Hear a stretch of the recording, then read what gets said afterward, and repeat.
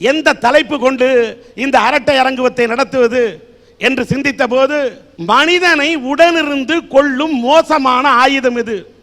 வறுமையின் கொடுமையா, 2 முதுமையின் தனிமையா, இல்லை 3 நரம்பில்லாத நாக்கும் குரங்கு போல் மாறும் மனசா, இல்லை சிந்தனையை சீரழிக்கக்கூடிய மூட பழக்கங்களும் வரட்டு கௌரவமா? எல்லாவற்றுக்கும் மேலாக மனிதனை கொல்லக்கூடிய ஆயுதமாக எதையுமே கருத வேண்டாம். ஒவ்வொருடைய மனிதர் மனதிலும் இருக்கக்கூடிய அன்பும் அவர்களுடைய மனதில் இருக்கக்கூடிய தன்னம்பிக்கையும் கேடயமாக இருந்தால் போராடலாம்.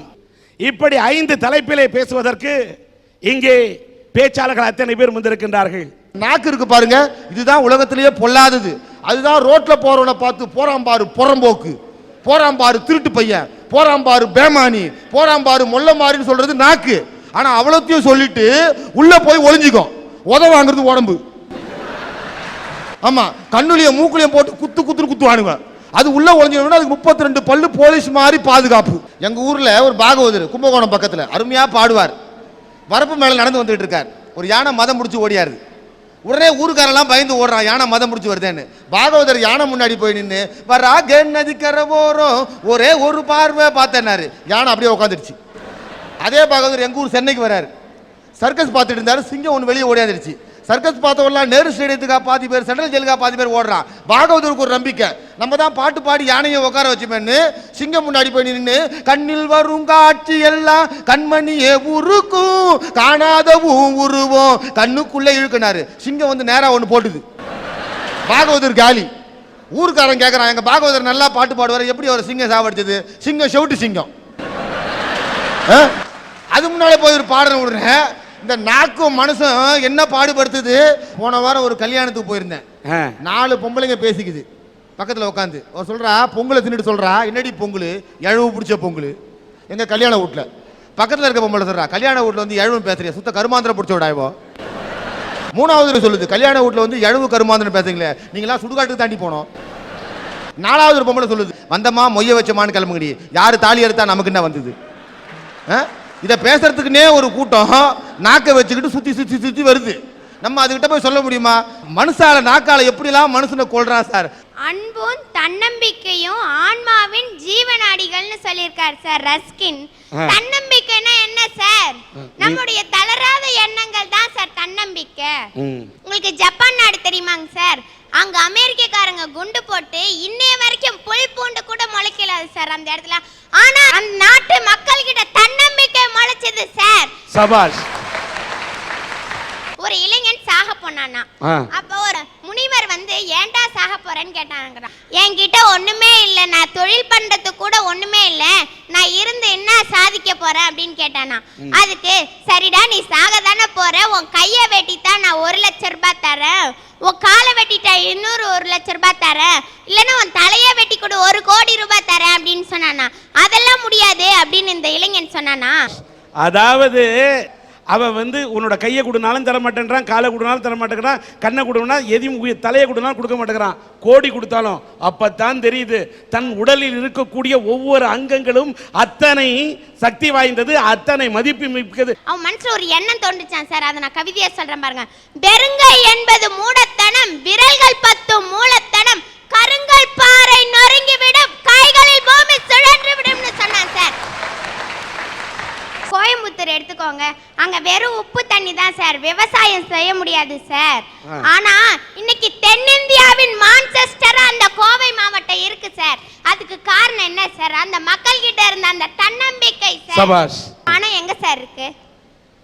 பணம் வந்து திறமை இருக்கிறவன்ட்ட இருக்கு, தன்னம்பிக்கை உள்ளவங்கள்ட்ட இருக்குது, சில பேரோட பாக்கெட்ல இருக்கு, சில செல்வந்தர்கிட்ட இருக்குது. சரி சார், நீங்க சொன்னது 100க்கு 100 உண்மை. தன்னம்பிக்கை உள்ள ஒவ்வொரு மனுஷனோட ஒவ்வொரு உறுப்புலயும் பணம் கோடி கோடியா லட்ச லட்சமா இருக்கு சார். எப்படி கேக்குறீங்களா? எப்படின்னு என்ன கேட்டீங்கன்னா, ஆமாமா நிச்சயமா. நான் கூட சென்னைக்கு வரக்குள்ள கோடியோட வரலாமா, வெறும் தாடியோட தான் வந்தேன். அதனால வந்து இன்னைக்கு வந்து இவ்வளவு உயர்ந்திருக்குன்னு சொன்னா தன்னம்பிக்கை வச்சு தான் உயர்ந்தேன். கரெக்ட், சொல்லு சார். பிடி உஷாவை எடுத்துக்கோங்க சார். அவர் தங்களுடைய காலை வச்சு ஓடி தானே சம்பாதிச்சாங்க. சச்சின் தெண்டுல்கர் எடுத்துக்கோங்க, அவர் தான் சார், ஊத வேண்டிய காற்றை வெற்றிடத்தில் ஊதாமல் ஊத வேண்டிய இடத்தில் ஊதினால் ஊதலும் காசே சார். இதுல ஊதி நம்ம எந்த தொழில சார் சம்பாதிக்கிறோம்? தன்னம்பிக்கை இருந்தா அவன் பலூன் ஊதி சம்பாதிக்கலையா? புல்லாங்குழல் ஊதி லட்ச லட்சமா சம்பாதிக்கலையா சார்? மடக்க மடங்கும் மடைநீரை போல அன்பு மடக்க மடங்கும் புவி. நம்ம வாய்க்கால்ல ஓடுற தண்ணியை எப்படி மட வச்சு மடக்கி பாய செய்து பயன்பெறோமோ, நீங்க அன்பை பயன்படுத்துங்க, உலகமே தன்னால அந்த அன்புல வந்து விழுந்துட போகுது சார். போப் 2ஆம் ஜான் பார்க்னு ஒருத்தர் இருந்தார் சார். அவரை ஒரு தடவை சுட்டுட்டாங்க. அவரு சுட்டவங்களை ஜெயில போட்டாங்க சார். இவர் உடம்பு சரியான உடனே போய் பார்த்தாரு சார். அப்ப அவனை சுட்டான் பாருங்க, சுடும் போது இருந்த அந்த தைரியம் அவரை பார்க்கும் போது அவன்கிட்ட இல்ல சார். கை கால்லாம் நடுங்குச்சு. அவன் துப்பாக்கின்ற ஆயுதத்தை வச்சு சுடும் போது இருந்த தைரியம் அன்பு என்கிற கேடயத்தை வச்சு பார்க்கும்போது அவன் கிட்ட இல்ல சார். சபாஷ் சார். உலகம் மண்ணுதான், அது உழைக்கிறவளுக்கு வயல். உழைக்க மறுக்கிறான் பாருங்க, அவனுக்கு சுடுகாடு. பாடுபடுறான்னு நினைக்கிறான் பாருங்க, அவனுக்கு கருவறை சார். பாடுபட வேண்டாம் நினைக்கிறான் பாருங்க, அவனுக்கு கல்லறை சார். எனக்கு என் பூமி கருவறையா வேணும் சார். யார் யாருக்கு கருவறையா வேணும் சொல்லுங்க. யார் யாருக்கு வேணும்? ஓகே, தூக்குங்க.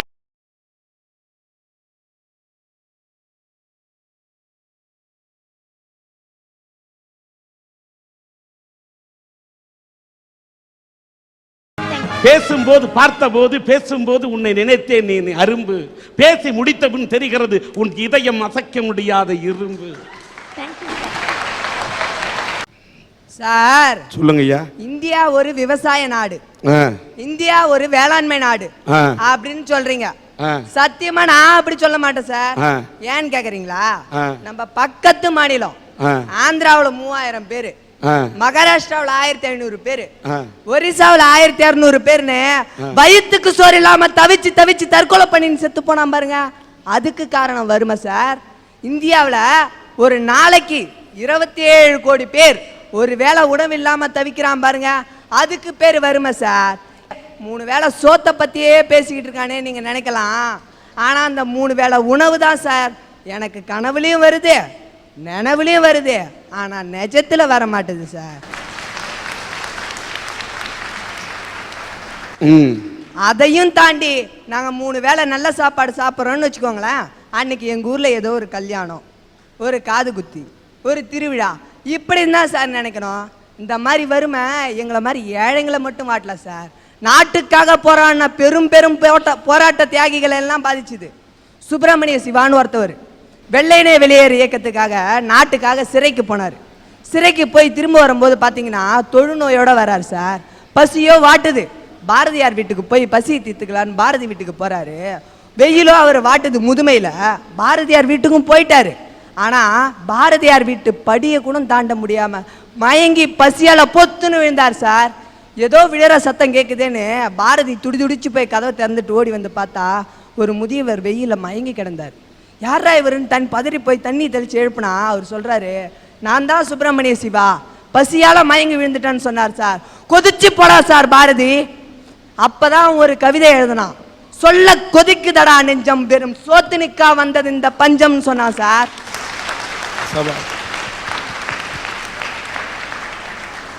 அப்படி சுப்பிரமணிய சிவாவை பதறி போய் தண்ணி தெளிச்சு எழுப்பி ஒரு கவிதை சொன்ன பாரதியால கூட ஒரு வேளை பசிய போக்க முடியல சார். காரணம் அன்னைக்கு பாரதிக்கும் அங்க வறுமை சார். வீட்டுக்குள்ளே சோறு, அங்கே உலை கொதித்து கொண்டிருந்தால் பாரதி நெஞ்சம் கொதித்து இருக்காது. இப்படி வார்த்தை கொண்டு கவிதைகளை பதித்து இருக்காது. வறுமை வாட்டிய போதும் தன் எழுதுகோல் கொண்டு ஒரு வரலாற்றை படைத்து விட்டு சென்றானே பாரதி. வறுமையிலும் கூட அவன் எழுதுகோளை ஏந்தி பிடித்திருக்கின்றான். அதனால் தான் இன்றைக்கும் நாம் அந்த பாரதி என்ற கவிஞனை தாங்கி பிடிக்கிறோம். பேசுங்க. இந்த மற்ற ஆயுதம்லாம் இருக்கு பாத்தீங்களா, அது ஒருத்தவனை ஒரே தடவையில் கொன்னுடும் சார். ஆனா அந்த வறுமை இருக்கு பாருங்க, அவனுக்குள்ளே இருந்துகிட்டு அவனையே கொஞ்சம் கொஞ்சமா அணுவா சித்திரவதை பண்ணி கொள்ளும் சார். உலக நாடுகள் எல்லாம் இன்னைக்கு ஒற்றுமையா இருக்கு. ஐநா சபைன்னு ஒன்று உருவாக்கி ஒரு கொடுமையான நோயை தீர்க்கறதுக்காக திட்டம் போட்டுக்கிட்டு இருக்காங்க. அந்த திட்டம் போடுறதுக்கே பல கோடி ரூபாய் செலவு பண்றாங்க. அந்த கொடுமையான நோய் எய்ட்ஸ்ன்னு எல்லாம் சொல்லலாம். ஆனால் அந்த எய்ட்ஸ் கூட ஒரு மனுஷன் 4 வருஷம் இல்லை 5 வருஷம் போராட்டத்துக்கு பிறகு சாவை தந்து அவனை முடிச்சிடும். ஆனால் அந்த வறுமை இருக்குது பாருங்க, அது வந்துடுச்சுன்னு வச்சுங்களேன், அவன் வாழ்க்கையே போராட்டமாக மாற்றி. அதனால தான் ஐயா சொன்னேன், எய்ட்ஸை விட கொடுமையானது வறுமை என்ற நோய். சரிங்க ஐயா. பொதுவாக ஸ்கூல் பள்ளிக்கூடம் போகிற பசங்களை பார்த்துருப்பீங்க. ஆனால் நாங்களாம் பள்ளிக்கூடம் போனால் எப்படி தெரியுமா சார் இருக்கும்? எண்ணெய் தடவாத ஒரு பரட்டை தலை, செருப்பே போடாத கால், நனைஞ்சே இருக்கும் ஒரு சீருடை, பசியால் வாடின ஒரு முகம். இப்படி தான் சார் இருக்கு எங்கள் நிலமை. இப்படி தான் சார் நாங்கள் எல்லாம் படிச்சுக்கிட்டு இருந்தோம். 11ஆம் வகுப்பு போயிட்டேன், நல்லா நானும் படிச்சுக்கிட்டு இருந்தேன். அப்போ மதிய சாப்பாட்டுக்கு விட்டோன்னே, லஞ்சு விட்டோன்னே பிள்ளைங்க எல்லாம் போயிடுவாங்க. நான் மட்டும் அங்கே தனியாக உட்காந்துக்கிட்டு இருப்பேன் அந்த பெஞ்சில். அப்போ நான் ஏங்கினேன், எங்கள் அப்பா எனக்கு ஒரு ஃபேண்ட் வாங்கி தருவார், எங்கள் அப்பா ஒரு சட்டை வாங்கி தருவார், இன்னைய வரைக்கும் செருப்பே போடாமல் இருக்க சார், ஒரு செருப்பு வாங்கி தருவார்னு ஏங்கலை, ஒரே ஒரு வேளை சாப்பாடு கிடைக்காம தான் ஏங்கினேன். எங்கள் அப்பா என்ன சொன்னார்னா, தம்பி நீ உழைச்சி தான் இனிமேட்டு குடும்பத்தை காப்பாற்றணும், படிச்சுக்கிட்டே ஏதாவது வேலைக்கு போகணுன்னு சொன்னார். எங்கள் ஊர் ஒரு கிராமங்க ஐயா, அங்கே இருந்ததோ ஒரே ஒரு வேப்பங்கொட்டை மெல்லு, அங்கே போய் தான் பிழைக்கணும்னு நிலமை வந்துடுச்சு. நைட்டில் மூட்டை தூக்குற வேலைக்காக நானும் போனேன். ஆனால் அங்கே மூட்டை தூக்க போனவொன்னே தான் தெரிஞ்சுது, ஒரு மூட்டையோட எடை 80 கிலோ. ஆனால் என் எடை எவ்வளோ தெரியுமா? 49 கிலோ. அந்த மூட்டையை தூக்கிட்டு போய் லாரியில் ஏற்றிட்டு நான் இறங்கி வந்தேன்னா எனக்கு கூலி எவ்வளோ தெரியுங்களா? 50 பைசா. நான் என் குடும்ப வறுமைக்காக அதையும் செஞ்சேன். மூட்டை தூக்கிட்டு இறங்கி வருவேன், முதுகெல்லாம் ஒரே எரிச்சலாக எரியும். பக்கத்தில் இருக்கவர்கிட்ட கேட்பேன், ஆனால் என்னென்ன முதுகெல்லாம் எரியுதேன்னு கேட்பேன். அதுக்கு அவர் சொல்லுவார், தம்பி பிஞ்சு முதுகுப்பா, அது அப்படித்தான் எரியுன்னு சொல்லுவார். வலி தாங்காமல் தொட்டு தடவி பார்ப்பேன், ஒரே ரத்தமாக இருக்கும் சார். அந்த அண்ணன்கிட்ட சொல்லுவேன், ஆனால் ரத்தம் வருதுன்னு சொல்லுவேன். இடுப்பில் கட்டிருக்க ஒரே ஒரு துண்டு இருக்குது பாருங்க, அதை தண்ணியில் நனைச்சி ஒரு ஒத்தலம் கொடுப்பார். அதான் அவர் எனக்கு கொடுத்த மருந்து. அப்போ தான் எனக்கு எங்கள் வாத்தியார் சின்ன வயசில் சொன்னது ஒன்றே ஒன்று ஞாபகம் வந்தது சார். கந்தையானாலும் கசக்கி கட்டு, கந்தையானாலும் கசக்கி கட்டுன்னு சொன்னார். எல்லாம் சரி சார், அது காயற வரைக்கும் எதை சார் கட்டுறது? ஒரு நாள் 12ஆவதுல எங்கள் ஆசிரியர் என்ன ஒருத்தர் சொன்னார், தம்பி வருமன்னு சொல்லாத, தன்னம்பிக்கையோட நல்லா படி, அதிக மார்க் எடு, நீ ஜெயிக்கலாம் அப்படின்னு சொன்னார். எங்கள் வீட்டில் கரண்ட் இல்லை, நானும் தன்னம்பிக்கையோடு இருந்து படித்து ஜெயிச்சிடலான்ட்டு எங்கள் வீட்டுக்கிட்ட ஒரு தெருவிளக்கு இருக்குங்கய்யா, அந்த தெருவிளக்கை ராத்திரியில் சுற்றி வந்து கிடைக்கிற கொஞ்சம் நேரத்தில் படிப்பேன். படித்து 1012 மார்க்கு எடுத்தேன்.